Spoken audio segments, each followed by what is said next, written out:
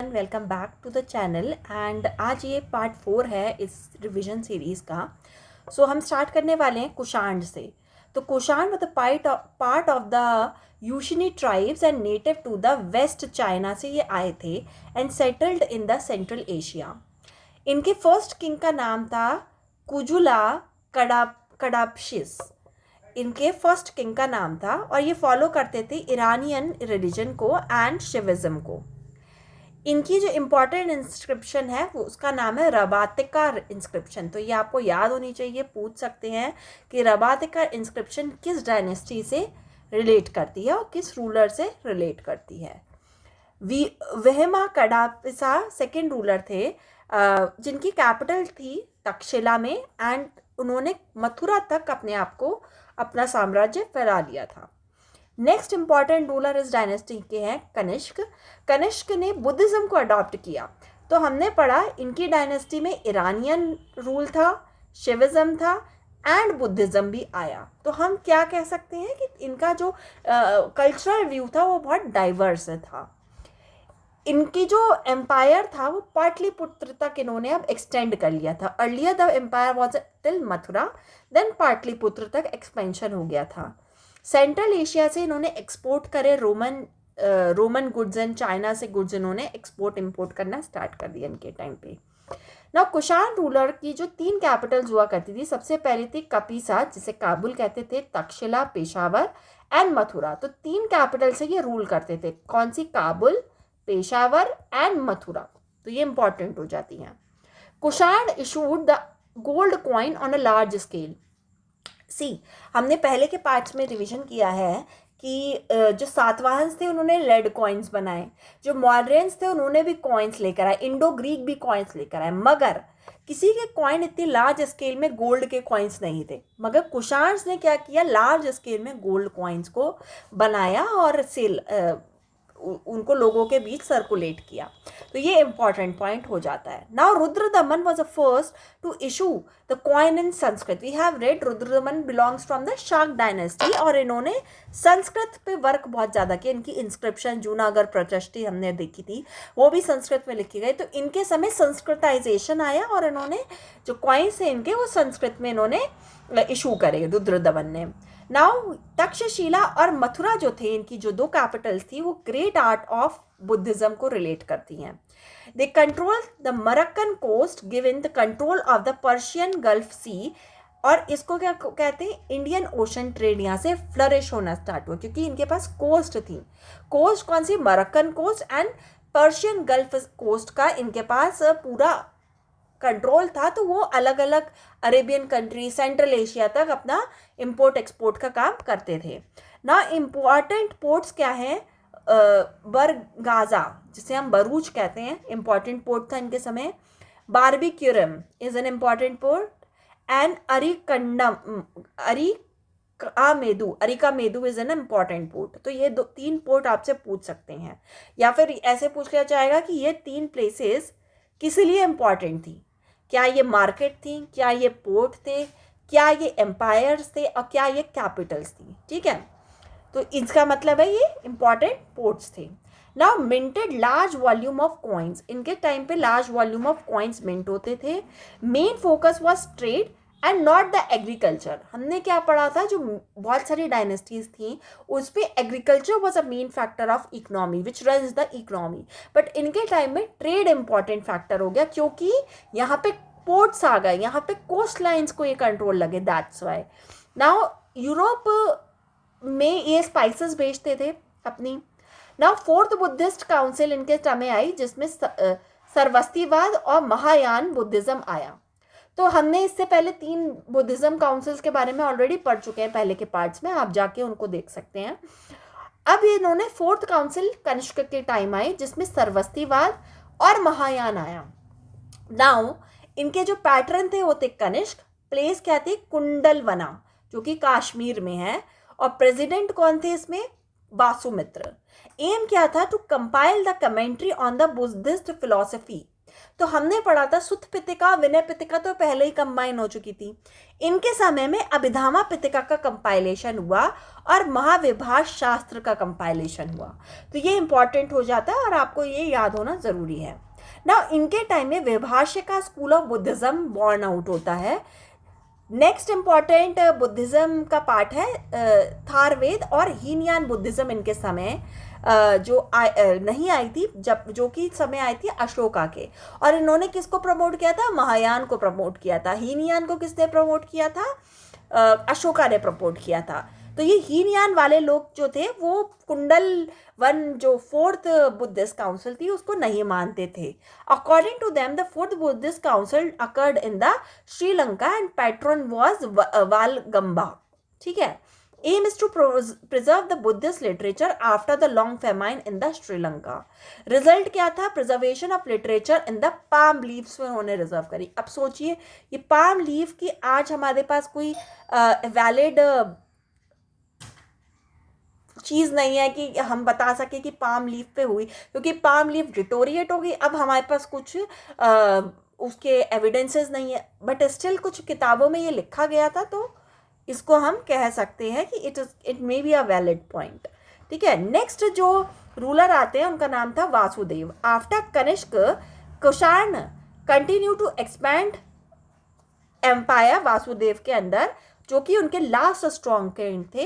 And later on Kushan decline and known as a little Kushan. उसको क्या बोलते हैं हम? Little Kushan. Western region of Kushan invaded by the Sassanid empire. अब जो वेस्टर्न रीजन से क्या हुआ, सैसनाइड एम्पायर ने अटैक करना स्टार्ट कर दिया, क्योंकि अब उनके सक्सेसर्स जो थे वो वीक हो गए थे। एंड ईस्ट गुप्ता एम्पायर भी वहाँ पे स्टैब्लिश हो गया। प्रयाग प्रशस्ति ऑफ समुद्रगुप्त बोलती है कि Kanishka king mention as an subordinate किसके? गुप्ता के। गुप्ता में कौन से किंग के? समुद्रगुप्त के। जो कुषाण थे वो सबऑर्डिनेट होगी, क्योंकि कुषाण एम्पायर वीक हो गया। नेक्स्ट है administration of Kushan was divided into various satraps. हमने पढ़ा था कि western satraps and eastern satraps में उन्होंने डिवाइड कर दी। एडमिनिस्ट्रेशन ऑफ कुषाण कैसे हो रहा था? सेट्रिप्स से हो रहा था। सेट्रिप्स का मतलब मैंने आपको पहले के भी लेक्चर्स में बताया है कि सपोज एक रूलर है, उसने क्या किया, दूसरी डायनेस्टी पे कॉन्कर कर लिया और विन कर लिया उस डायनेस्टी को। सपोज अब जो उसमें जो एम्परर था इस डायनेस्टी का, उसको क्या बोला, मैं तुम्हें डायरेक्टली रूल नहीं करूंगा इस प्रॉपर्टी को, तुमको एक तरीके से मेरा सबऑर्डिनेट की तरह उस एरिया को रूल करना है। That is a form of a decentralisation. हमने पहले पार्ट में डिसेंट्रलाइजेशन और सेंट्रलाइजेशन पे डिस्कशन किया है। ठीक है। नाउ द टाइटल्स ऑफ कुषाण्स वर सोत्र, चाइनीज टाइटल है, शाह ईरानियन टाइटल है, कैसर रोमन टाइटल है, देवपुत्र इंडियन टाइटल है, महाराजा इंडियन टाइटल है एंड एक ब्राह्मण। तो ये आपसे पूछ सकते हैं ये इतने सारे टाइटल कौन लेता था, तो आप बोलेंगे कुषाण किंग के होते थे। नाउ जनरल चेंजेस क्या आए इनके टाइम में, क्या क्या चेंजेस कुषाण लेकर आए? सबसे पहले कैवलरी में चेंज हो गया, जैसे रेंज एंड सेट्रिप्स आने लगे। Indian warfare shifted from elephant base to the horses base, क्योंकि हॉर्सेस क्या सेंट्रल एशिया के बहुत मजबूत होते थे। अब उन्होंने क्या किया, जो एलिफेंट बेस्ड वॉरफेयर था उनको हॉर्सेस में तब्दील कर दिया। नाउ न्यू क्लोथिंग स्टाइल आ गए, जैसे ट्राउजर्स पहनने लगे, लेदर बूट्स पहनने लगे, लॉन्ग कोट्स पहनने लगे, ट्यूनिक्स पहनने लगे। तो ये 3 इंपॉर्टेंट चेंजेस जो हैं सेंट्रल एशिया ने इंडियन कल्चर पे डाली। तो ये क्वेश्चन आ सकता है, what were the changes brought by the Central Asian ruler to the India? तो आप इसको डिस्क्राइब आउट कर सकते हैं। Now spread of Hinayana during the Ashoka, मैंने आपको अभी बता दिया। स्प्रेड ऑफ महायान किसके समय हुआ? कुषाण के समय, जिसमें Kanishka was a main ruler. Spread of Vajrayana Buddhism during the Pala dynasty. पंच महाविहार क्या थे? यहाँ पे 5 जो स्कूल्स थे या फिर आप कह सकते हैं कॉलेजेस पुराने टाइम के, वो बताए गए हैं। उनको क्या बोलते थे? पंच महाविहार। जिसमें सबसे पहला था नालंदा। नालंदा किसने बनाई? कुमार गुप्त ने। फिर विक्रमशिला, जगतदला, सोमपुरा एंड उदयपुरा, ये 4 किसने बनाई? पाला डायनेस्टीज ने। अब आपको नीचे कमेंट सेशन में लिखना है कि इनके रूलर्स कौन थे, किन्होंने इन्हें बेसिकली कंस्ट्रक्ट किया। ठीक है। मैंने आपको इतना तो बता दिया कि ये पाला डायनेस्टी ने बनाई थी। Now Padmasambhava merge to be Tibetan practice, Boniism and a local sect gave rise to the Tibetan Buddhism. Now पद्मसंभवा एक बुद्धिस्ट मॉन्क थे, वो माइग्रेट कर जाते हैं तिब्बत में और वो एक न्यू टाइप ऑफ बुद्धिज्म को इनोवेट करते हैं जिसे कहते हैं बोनीइज्म या फिर लोकल सेक्ट बुद्धिज्म बोलते हैं, जो आगे चल के तिब्बतन बुद्धिज्म बनता है। Based on a residential monasteries इनके समय आई, जिसमें गुम्फा, theocracy, political leaders are religional leaders. जो पॉलिटिकल लीडर्स होते थे वही रिलीजनल लीडर्स कहते थे, उनका क्या कहते थे, थियोक्रेसी। लामा सिस्टम आया, अभी भी आप दलाई लामा देख रहे हैं, अब अभी तो कोई सक्सेसर नहीं है दलाई लामा का, but still lama system survived. Rich iconography, decorative monasteries and ritual symbolism आप देख सकते हैं। जब अगर आप किसी भी शिमला या आप लद्दाख की साइड जाएंगे, you will find many monasteries and of this Buddhism and lama system will also be seen there. Bakhtiyar Khilji ने डिस्ट्रॉय करी है महाविहार्स को, ठीक है, तो ये क्वेश्चंस आ सकते हैं इन प्रीलिम। नाउ महायान बुद्धिज्म कौन लेकर आया, कुषाण, कनिष्क लेकर आया। इन महायान बुद्धिज्म का बेसिक इवोल्यूशन कैसे हुआ पढ़ते हैं। सबसे पहले आई महासंघिका सेकेंड बुद्धिस्ट काउंसिल में, देन लोकांतरवाद थर्ड बुद्धिस्ट काउंसिल में, जिसमें सुपर मॉडर्न बुद्धिज्म का बात करी गई। देन सरवस्तीवाद जो कि फर्स्ट बीसी में आया, जिसमें ट्रांसीडेंटल बुद्धिज्म की बात करी गई। देन विशेषिका जो कि फोर्थ बुद्धिस्ट काउंसिल में आया, जिसमें महाविभाषास्त्र की बात करी गई। एंड सबको कंबाइन करके जो इनकी अच्छी अच्छी बातें थी उनको निकाल के महायान बुद्धिज्म बन गया। तो इसकी क्रोनोलॉजी आपको याद होनी चाहिए ना। सरवस्तीवाद का मतलब क्या होता था, rigid rule and no truth is allowed, ठीक है, रिजिड रूल थे उसमें, और आप ऐसे नहीं कि रूल्स को चेंज कर सकते थे, ऐसा कुछ नहीं हो सकता था, दैट इज सरवस्तीवाद। ना लोकांतरवाद एंड एक वायु वहरन rejected the super modern theory and emphasise on the life. Super modern theory को उन्होंने रिजेक्ट कर दिया। सुपर मॉडर्न थ्योरी किसकी थी, लोकांतरवाद की, और उसको उन्होंने रिजेक्ट कर दिया और उसको क्या इन्होंने बोला, emphasise upon the life. Now Sarvastivada laws of Buddhism were present in the past, present and future. अब इन्होंने बोला कि जो बुद्धिज्म की या बुद्धिस्ट ने या फिर जो बुद्धा जी ने लॉ बनाए वो आज भी हैं, कल भी थे और पहले भी रहे हैं। सरवस्तीवाद ने वो बोला, मतलब हमेशा रहने वाला। Now Kanishka was a follower of Sarvastivada also. Theravada is one of the largest sect of Hinayana. Hinayana किसने किया था, हमने ऊपर पढ़ा, अशोक ने करा।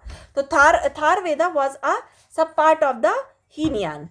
Original teaching of Buddhism only AIIMS in the मोक्ष एंड निर्वाण। जो ओरिजिनल टीचिंग थी बुद्धिज्म की, वो सिर्फ मोक्ष और निर्वाण पे ही वर्क करी।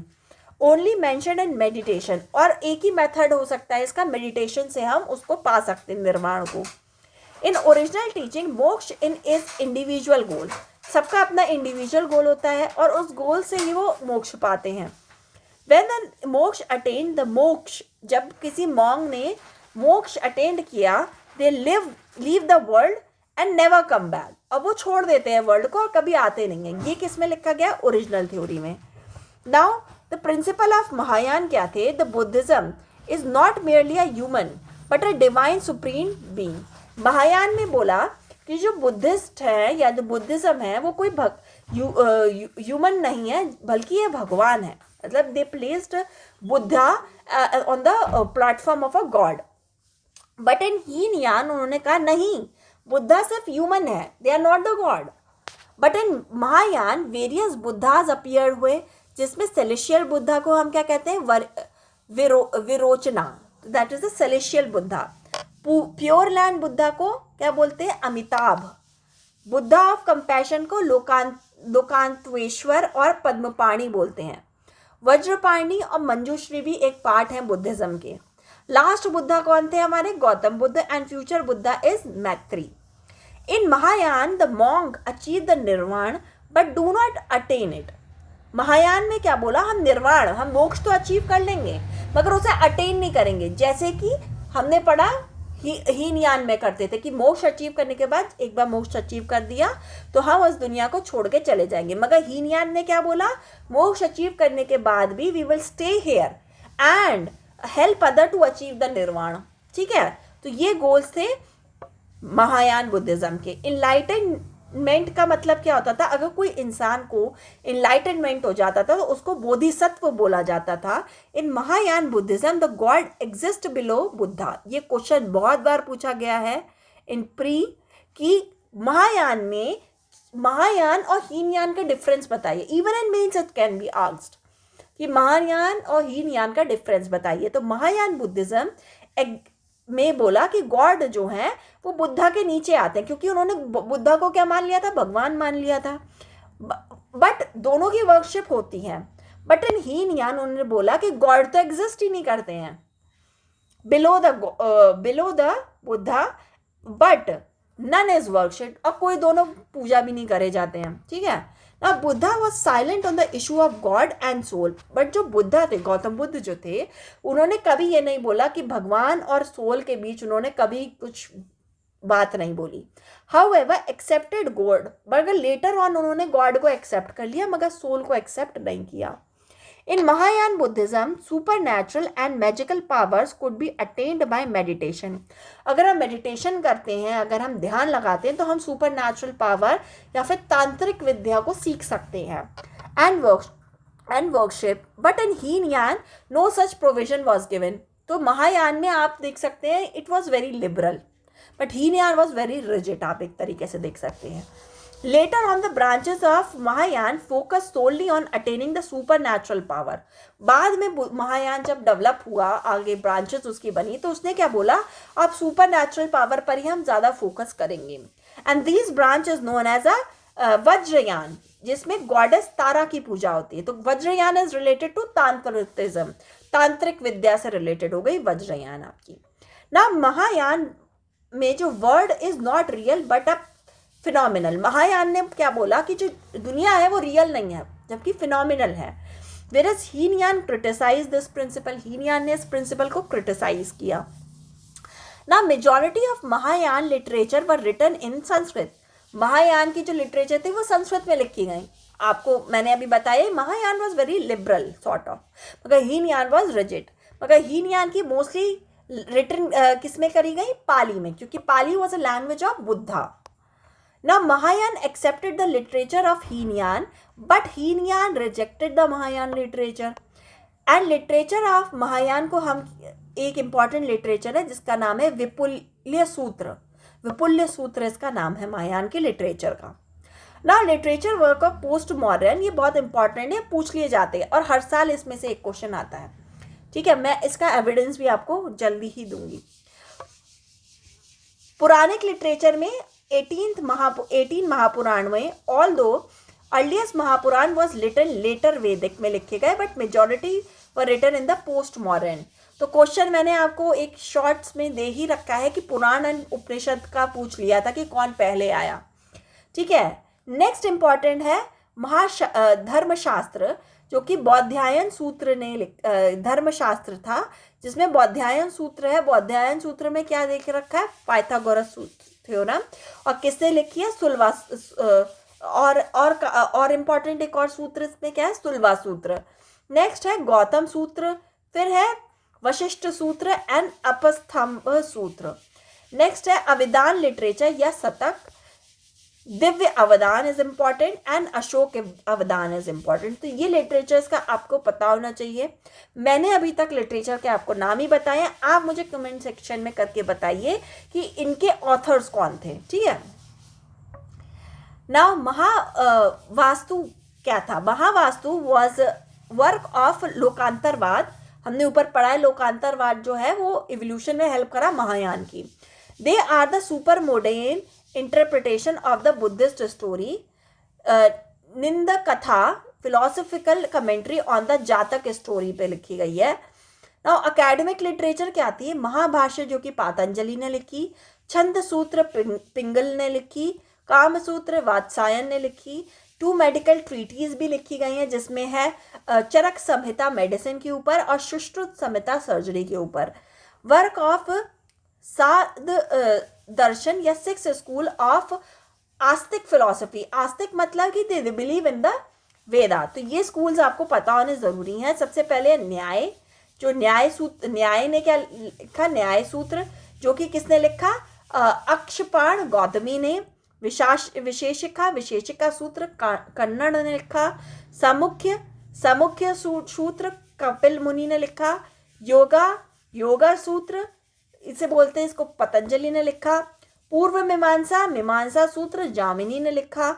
उत्तर मीमांसा और वेदांत जिसे हम करते हैं और जिसे आरण्यका भी बोलते हैं, और उसकी किताब का नाम क्या है, प्रशस्तरणी उपनिषद, ब्रह्मसूत्र या भगवद गीता। ये किसने लिखी, व्यास जी ने लिखी। भगवद गीता क्या है, it is a summary of all the Upanishads.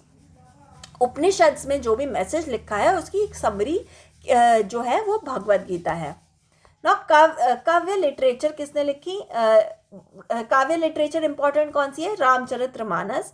ये किसने लिखी, आपको पता ही होगा, तुलसीदास जी ने लिखी।